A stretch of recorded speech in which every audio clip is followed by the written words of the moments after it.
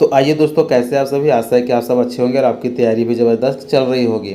तो दोस्तों, इस वीडियो में हम लोग आरआरबी एनटीपीसी के लिए इम्पोर्टेंट प्रश्नों को देखेंगे। चूँकि दोस्तों एग्ज़ाम जो है 5 जून से स्टार्ट हो रहा है, तो इसलिए हम लोग रेलवे में आए हुए जैसे कि एनटीपीसी, एएलपी या फिर ग्रुप डी में ऐसे में आए हुए प्रश्नों को हम लोग देखेंगे, जो कि सारे इंपॉर्टेंट प्रश्न हैं। और इसमें हम लोग ऐसे प्रश्नों को देखेंगे जिसमें हम लोग को ना तो पेन और ना के ही पेपर की ज़रूरत पड़ेगी, बस आप ऐसे प्रश्नों को मौखिक रूप से कर सकते हैं। और जिसके लिए समय का बात करें तो ये 10 सेकेंड भी इसके लिए अनुकूल होगा, ठीक है। तो आप ऐसे प्रश्नों को देखें, और यदि ऐसा प्रश्न आपके एग्जाम में आएगा तो आप ऐसे प्रश्नों को कैसे बहुत ही कम समय में कर सकते हैं। तो इसमें हम लोग साधारण बैच के प्रश्नों को देखेंगे। तो चलिए बिना देर के हुए हम लोग डायरेक्ट वीडियो को स्टार्ट करते हैं और प्रश्न को सॉल्व करते हैं। तो चलिए आज के वीडियो का ये पहला प्रश्न है। पहले हम लोग प्रश्न को पढ़ेंगे, उसके बाद इसे सॉल्व करेंगे। तो प्रश्न है कि ₹6250 की धनराशि पर 12% वार्षिक साधारण ब्याज की दर से 3 वर्ष में प्राप्त होने वाला ब्याज ज्ञात कीजिए। यहाँ पे देख सकते हैं कि साधारण ब्याज का ही प्रश्न है, ठीक है। बोला है कि ₹6250 है, जिसमें कि रेट यहाँ पे 12% दिया गया है, और बोला है कि 3 साल में वो उसका ब्याज कितना हो जाएगा। तो देखिए ऐसे प्रश्न को एक तो आप फॉर्मूला से निकाल सकते हैं, तो उसमें कहीं ना कहीं आपको लिखना पड़ेगा, लेकिन हम लोग बात कर रहे हैं बिना पेन और पेपर का, ठीक है। No pen no paper. तो ऐसे प्रश्न हम लोग कैसे कम समय में सॉल्व करेंगे। तो चूँकि देखिए साधारण ब्याज आप सभी को पता होगा कि वो जो सेम रेशियो में बढ़ता है, तो 3 साल में है, ठीक है। और 1 साल में कितना है, 12% है, तो 3 साल के लिए टोटल ये 36% होगा। तो अब ब्याज जो भी मिलेगा आपका 36% ही मिलेगा। तो किस पे, यानी कि जो ₹6250 है इसी पे 36% मिलेगा। तो हम लोग इसे ऐसे कर सकते हैं कि ये जो 6250 है इसी का 36% निकाल दें, तो कितना निकल के आ जाएगा, ये हमारा ब्याज निकल कर आ जाएगा, ठीक है। और 36% आने के 100 से भाग कर देंगे। आगे करेंगे तो 2 से इसे काटेंगे, तो 2 से ये 18 बार में चल जाएगा, 2 से ये 50 बार में चल जाएगा, ठीक है। यहाँ से एक जीरो खत्म हो जाएगा। इस 5 से 625 को काटेंगे तो कितना आ जाएगा, 125। अब हमारे पास 125 बच गया, ठीक है। अब 125 गुना में 18। अब इसे भी हम लोग कहीं ना कहीं बिल्कुल शॉर्ट तरीके से गुना करेंगे ताकि समय का बचत हो। तो इसमें चलिए 125 से पहले 10 से गुना करेंगे तो ये 1250 आ जाएगा, ठीक है। उसके बाद 125 को 8 से गुना करेंगे तो कितना आ जाएगा ये, यानी कि 1250 में से 250 कम कर देंगे, यानी 1000 आ जाएगा, ठीक है। तो यहाँ पे 1000 इसमें जोड़ देते हैं।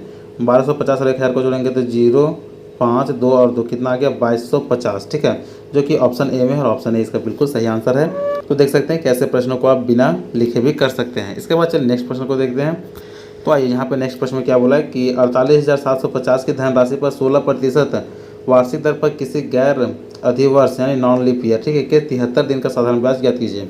और यहाँ पे देख सकते हैं कि एनटीपीसी का ये स्टेज 2 यानी सीबीटी 2 का प्रश्न है, ठीक है, जो कि 2022 में पूछा गया है। तो ऐसे भी प्रश्न आपसे एग्जाम में पूछे जाएंगे। तो यहाँ पे देख सकते हैं कि कोई साल या महीना नहीं दिया, आपको सिर्फ दिन में दे दिया कि 73 दिन, ठीक है। तो ऐसे प्रश्न को कैसे करेंगे। तो सबसे पहले आपको पता होना चाहिए कि 73 दिन है, ये जो वर्ष का 1/5 होता है, ठीक है, यानी ये 1/5 वर्ष हो जाता है। तो हम लोग इससे का ब्याज निकालना है, तो 1/5, ठीक है। समय को क्या बोले कि दर के साथ में गुना करेंगे तो हम लोग साधारण ब्याज निकाल सकते हैं। तो यहाँ पे देख सकते हैं कि दर 16% है और समय 1/5 वर्ष है, ठीक है। तो ये कितना आ जाएगा, टोटल 16/5 हो जाएगा, यानी कि 16/5 साल। तो इसी तरह हम लोग करेंगे कि 48,750 का 16/5 निकाल देंगे, ठीक है। और प्रतिशत हटाने के लिए 100 से गुना, तो ये 500 हो जाएगा। 1 0 से 1 0 ये कट गया। उसके बाद आगे हम लोग 5 से काटेंगे तो ये 10 बार में चल जाएगा। इसे काटेंगे तो कितना है, 5 9 ये 45, 3 5 7 35, 2 5 5 25, यानी कि 975 हो गया। फिर आगे 2 से काटे तो ये 8 बार में कट जाएगा, और 2 से ये 5 बार में कट जाएगा, ठीक है। फिर इसे हम लोग 5 से काट देते हैं तो 5 एकम 5 हो जाएगा। यहाँ पे 4 बचा, 5 9 45 और 5 5 25, यानी कि 195। अब 195 को 8 से गुना करेंगे तो कितना आ जाएगा, 8 5 40 का ये 0 आ जाएगा, 4 बचा, और 8 9 72 और 4 76 का 6, 7 बचा, 8 एकम 8 और 7 15, यानी कि कितना आ गया, 1560 रुपये। तो इसका जो सही आंसर है ऑप्शन है 1560 रुपया, ये इसका ब्याज हो जाएगा, ठीक है। तो देखिए ऐसे भी प्रश्नों को काफ़ी कम समय में आप कर सकते हैं, बस शर्त आपके पास प्रैक्टिस होना चाहिए। क्योंकि देखिए ये तो हम आप लोगों को लिख के बता रहे हैं, इसमें आपको टाइम लग रहा है, लेकिन आप चाहे तो इसे मौखिक रूप से भी सॉल्व कर सकते हैं। इसके बाद चलिए नेक्स्ट प्रश्न को देखते हैं। आइए यहाँ पे नेक्स्ट प्रश्न यहाँ पे देखने में तो काफ़ी लंबा लग रहा है, लेकिन इसे यह भी काफ़ी शॉर्ट प्रश्न है, काफ़ी छोटा प्रश्न है, ठीक है। और ये भी प्रश्न जो एनटीपीसी के सीबीटी 2 में पूछा गया प्रश्न है। तो पहले इसमें प्रश्न को पढ़ेंगे कि एक निश्चित वार्षिक साधारण ब्याज की दर पर 1 वर्ष के लिए निवेशित एक निश्चित धनराशि की परिपक्वता पर देय मिश्रधन कितना है, 1484 था। यदि ब्याज दर 2% अधिक होती तो प्राप्त मिश्रधन 26.50 रुपया अधिक होता। मूल दर पर निवेशित धनराशि पर कितना ब्याज दिया गया था। यानी कि ये जो है वो मिश्र धन है, ठीक है। उस समय के बाद जो दिया गया वो मिश्र धन है। उसने बोला कि यदि 2% अधिक होता तो उसकी वजह से 26.5 रुपया एक्स्ट्रा होता। तो इसे हम लोग कैसे सॉल्व करेंगे, तो यही जो 2% है इसी के बराबर कितना है, ये 26.50 है, ठीक है। अब इसे हम लोग आगे सॉल्व करेंगे। तो यदि यहाँ 1% का देखें तो 1% के बराबर ये 13.25 आ जाएगा, और 100% का यहाँ से निकाल लेते हैं तो 100% का वैल्यू कितना आ जाएगा, 1325 रुपया आ गया, ठीक है। और ये इसका जो है वो पी यानी कि प्रिंसिपल मूलधन निकल गया। अब मतलब पूछा है कि पहले में जो है ब्याज कितना दिया गया, तो यहाँ पे 1484 है, यहाँ पे 1325 है, ठीक है। तो इसमें हम लोग 1325 को माइनस कर देंगे तो कितना जाएगा, 14 में 5 गया तो 9, यहाँ पे 7 बचा, 7 में 2 गया तो ये 5, 4 में 3 गया तो 1 में गया 0, यानी कि 159 रुपया। तो पहले जो ब्याज दिया गया था वो कितना था, 159 रुपये, जो कि ऑप्शन डी में, और ऑप्शन डी इसका ये सही आंसर है, ठीक है। तो इसके बाद चलिए फिर नेक्स्ट प्रश्न को देखते हैं। तो चलिए यहाँ पे चौथा प्रश्न है कि रुपया 2000 की राशि पर 8.25 वार्षिक दर से 7 फरवरी 2022 से 20 अप्रैल 2022 तक की अवधि के लिए साधारण ब्याज ज्ञात कीजिए। अब देखिए यह प्रश्न देखने में तो लग रहा है कि काफ़ी टफ प्रश्न था, ठीक है। और ये जो प्रश्न है वो ग्रुप डी में पूछा गया प्रश्न है।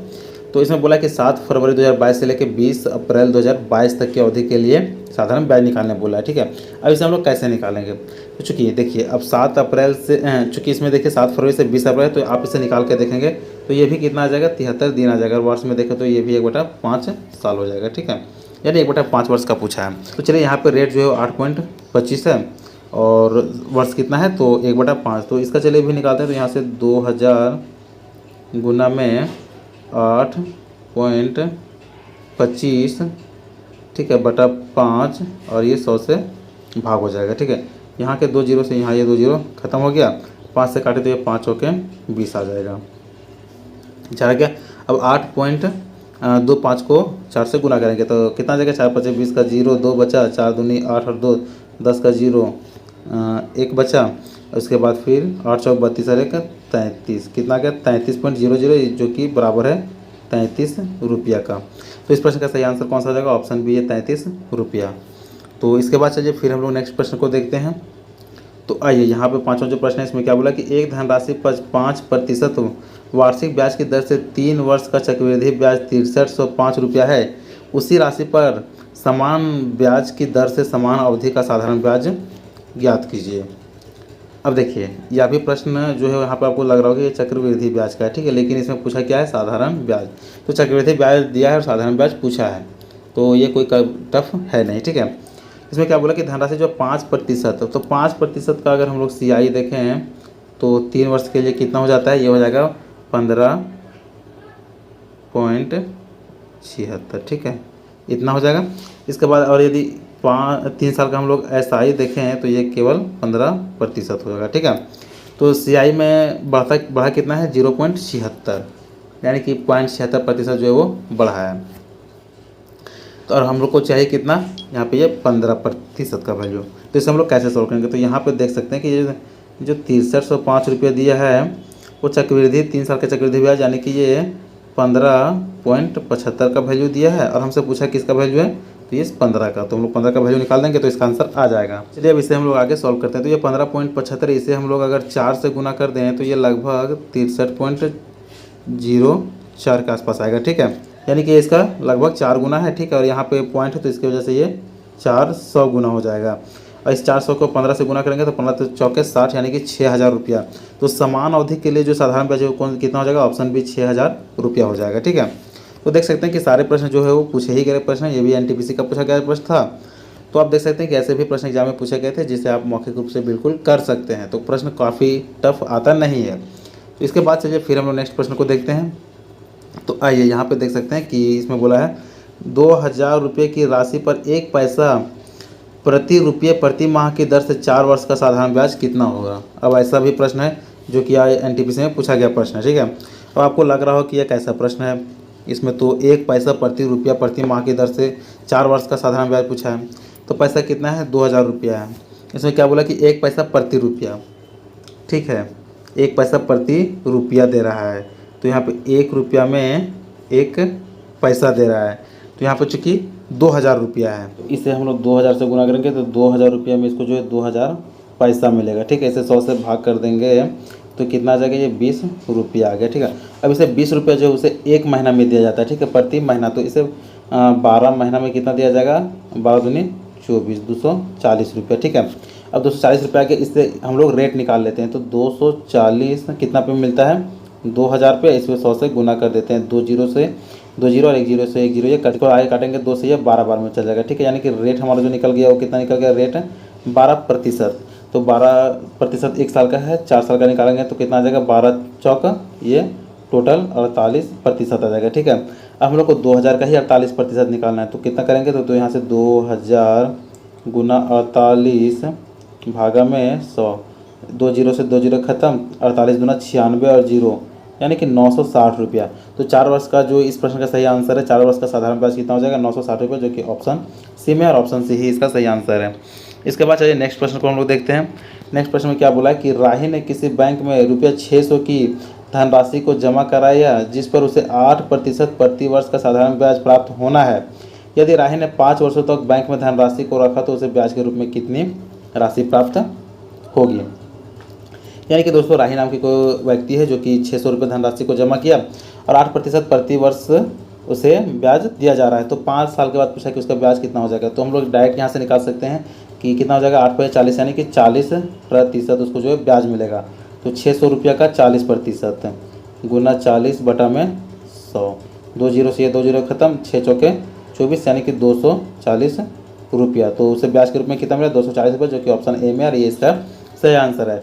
और देख सकते हैं कि ये जो प्रश्न है वो आरआरबी, एलपी और टेक्नीशियन दोनों में पूछा गया प्रश्न है, तो ये भी आपके एग्जाम के लिए इंपॉर्टेंट बन जाता है। इसके बाद चलिए फिर नेक्स्ट प्रश्न को देखते हैं। यहाँ पे क्या बोला कि 4.5% प्रति वर्ष की दर से 4 वर्ष 6 महीने में 2400 रुपये पर प्राप्त होने वाला साधारण ब्याज क्या है। और ये आरआरबी जेई में पूछा गया प्रश्न है, और सारे प्रश्न हम जो है डिफरेंट टाइप से लाए हैं ताकि आपको किसी प्रकार का एग्जाम में प्रश्न पूछा जाए तो आप उस प्रश्न को सॉल्व कर सकते हैं। तो यहाँ पे क्या बोला है कि रुपया कितना दिया है, 2400। तो यहाँ पे लोग 2400 लिख देते हैं। इस पर क्या बोला है कि रेट जो है 4.5% का है, तो 4.5% है। ठीक है, और 4.5% कितना है बोला है कि यहाँ पे 4 वर्ष 6 महीने, यानी तो यहाँ पे समय जो है 4 वर्ष 6 महीने, यानी कि 4.5 साल का ही है। ठीक है, तो ये भी 4.5 हो जाएगा और बटा में 100, 2 जीरो से ये 2 जीरो कट जाएगा। आगे यहाँ पे 45 का ही स्क्वायर है, तो 45 का स्क्वायर कितना होता है, 2025। तो हम लोग यहाँ पे 2025 लिखेंगे और यहाँ पे 2 संख्या के बाद पॉइंट हो जाएगा, यानी कि 20.25। इसे हम लोग 24 से गुना भी कर देते हैं। ठीक है, तो इसे हम लोग 24 से गुना करेंगे तो कितना आ जाएगा, 25 से गुना कर देते हैं। यहाँ पे हो जाएगा 4 5 20 का 0, 2 बचा 4 दूनी 8, 10 का 0, 1 बचा 4, यहाँ पे 0 1 हो जाएगा, और ये 4 दूना 8। आगे करेंगे तो 5 दूना 10 का 0, 1 बचा 2 2 4, 1 5 हो जाएगा, यहाँ पे 0 और ये 4। ठीक है, आगे से हम लोग जोड़ देते हैं तो ये कितना आ जाएगा, यहाँ से 0 0 6 8 4, 2 संख्या के बाद पॉइंट, यानी कि 486, जो कि ऑप्शन ए में है। ऑप्शन ए इसका सही आंसर हो जाएगा। ठीक है, 4.5% प्रति वर्ष की दर से 4.5 साल का 2400 रुपये प्राप्त होने वाला ब्याज कितना हो जाएगा, 486 रुपया। इसके बाद चलिए फिर नेक्स्ट प्रश्न को देखते हैं। नेक्स्ट प्रश्न यहाँ पे क्या बोला कि 2 अलग अलग योजनाओं में क्रमशः 6 वर्ष और 10 वर्ष के लिए समान दर पर निवेश की गई समान राशि से प्राप्त साधारण ब्याज का अनुपात ज्ञात कीजिए। और जो कि ये आरआरबी जेई में पूछा गया प्रश्न है। तो देखिए यह प्रश्न जो है काफ़ी इजी है। ठीक है, इसमें आपको कुछ सॉल्व करना ही नहीं था। क्यों? क्योंकि इसमें देखिए ब्याज चूँकि सेम रेशियो में सेम वर्ष बढ़ता है। ठीक है, तो यहाँ पे वर्ष 6 वर्ष दे दिया गया, यहाँ पे 10 वर्ष दे दिया गया है। तो 6 वर्ष में ये अपना सेम बढ़ते जाएगा और ये 10 वर्ष में सेम बढ़ेगा। तो इसमें बोला कि साधारण ब्याज का रेशियो पूछा है। ठीक है, तो साधारण ब्याज चूँकि सेम बढ़ता है तो 2 से काटेंगे, 2 3 6 और 2 से 5, यानी कि कितना आ गया, 3:5, जो कि ऑप्शन बी में है, और ऑप्शन बी इसका ये सही आंसर है। इसके बाद फिर चलिए नेक्स्ट प्रश्न को देखते हैं, और ये लास्ट प्रश्न है। इसमें क्या बोला कि ₹1600 की राशि पर 10 वर्षों में कितना ब्याज प्राप्त होगा यदि ब्याज की दर 7.25% वार्षिक हो।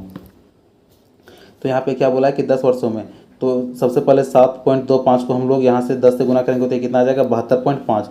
तो यहाँ पे 1600 रुपया है, इसका 72.5% निकाल देंगे। ठीक है, इसे हम लोग 100 से भाग कर देते हैं, 2 जीरो से 2 जीरो कट जाएगा। अब 72.5 को 16 से गुना करेंगे।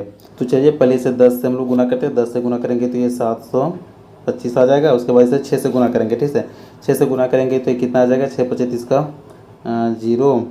उसके बाद फिर 3 बचा, 6 दूनी 12, 3 15 का 5, 1 बचा, 6 से 42 और ये 1 43, यानी कि 435। ठीक है, तो 725 में हम लोग 435 को जोड़ देते हैं तो 0 आ जाएगा। 3 2 5 और 1 6 और 7 4 11, यानी कि कितना आ गया 1160 रुपया, जो कि ऑप्शन बी में है। और ऑप्शन 20 का सही आंसर 1160 रुपया हो जाएगा। तो यहाँ तक हम लोग रेलवे में आए हुए साधारण बैच के अच्छे अच्छे प्रश्नों को देखे, जो इससे हम लोग बिना पेन और पेपर के सहायता से सॉल्व कर सकते थे। तो इन प्रश्नों में आप कितने प्रश्नों को खुद से सॉल्व कर सकते थे और भी बिना पेन और पेपर का, आप कमेंट जरूर करेंगे।